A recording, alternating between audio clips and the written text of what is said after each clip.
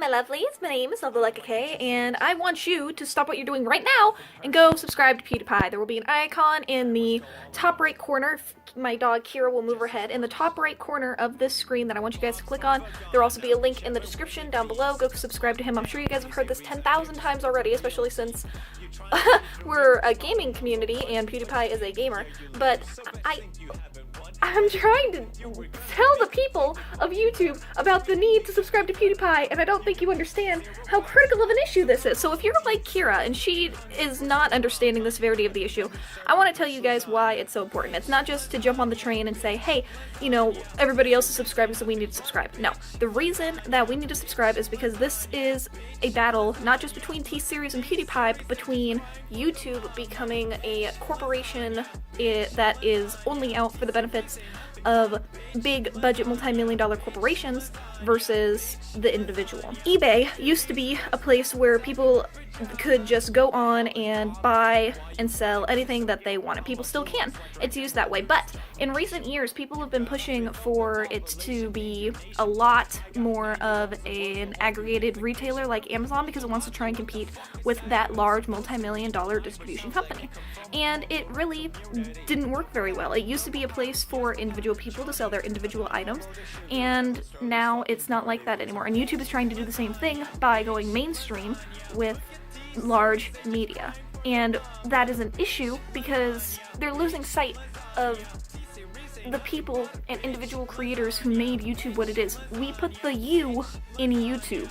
Way back when YouTube was just starting up, it was a place for individual creators like Felix, who were gamers, like Markiplier, like Jacksepticeye, who would game, and nobody really had an audience for that on television. There were no shows that just featured people playing video games and their bombastic personalities, and this was a place to do that. There wasn't a place really for small people who wanted to just do reviews on makeup, for people who wanted to do little comedy sketches, and for people who were able to do that, there were 1 in a billion, and very few of them ever actually got to make it onto television to be able to do something like Jimmy Fallon does.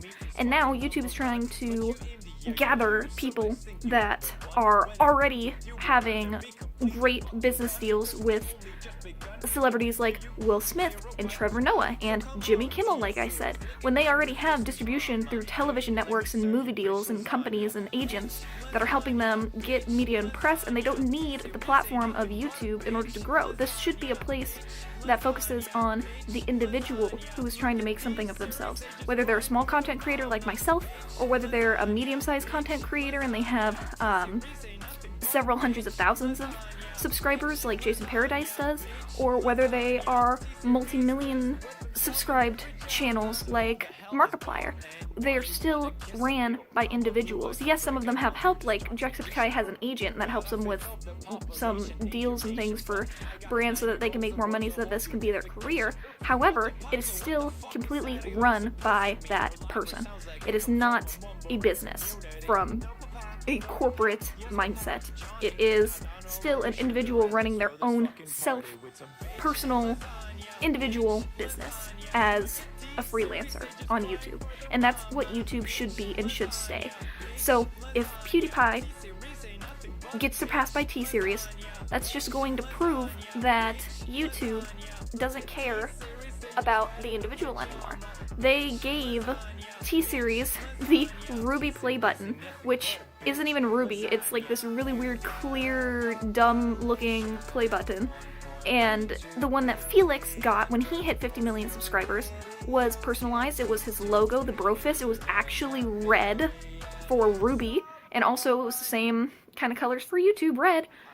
And it was a much more intimate and enjoyable experience than this giant freaking show that T-Series made out of it. Like, oh look, our corporation got awarded the 50 million statue by YouTube, woohoo!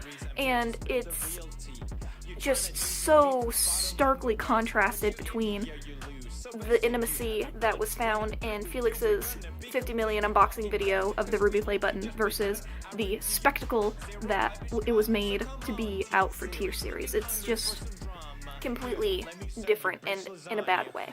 YouTube is straying further and further from the individual content creator every single day because its demonetization strikes and its monetization claims are so freaking irritating. It's off the charts. They demonetize almost anything that is even slightly away from being advertiser friendly for all advertisers, even though there are tons of companies that would be happy to invest in people and individual creators if they curse or if they have some certain content on their channel. It doesn't matter what the content is. There are businesses, and YouTube is so huge that there are many businesses that it has in its profile and its Rolodex that would, in fact, monetize those channels and let their ads play on them because they're fine with curses. They're fine with partial, not even partial nudity, just like showing pennies in a game like Yandere Simulator.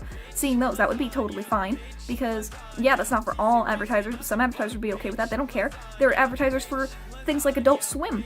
They have commercials running all the time on those, and they would totally be able to do that on YouTube as well, and they do have advertisements and investors like that already. It's infuriating that they're trying to censor everybody and put them all under one blanket so that it's all advertiser friendly, instead of having it be individual investors that are matched to the type of style that that content creator is, the personality, the brand that that content creator has become.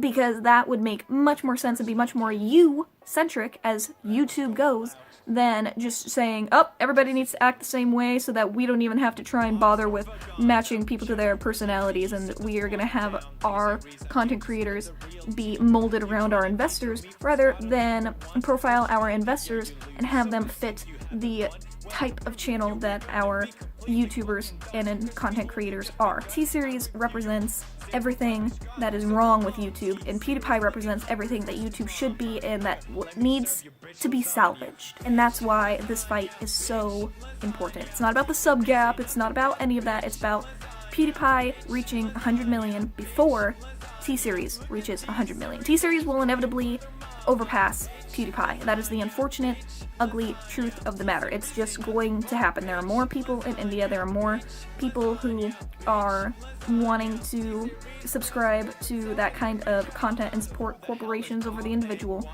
than there are people who understand YouTube and want to keep it in the hands of us.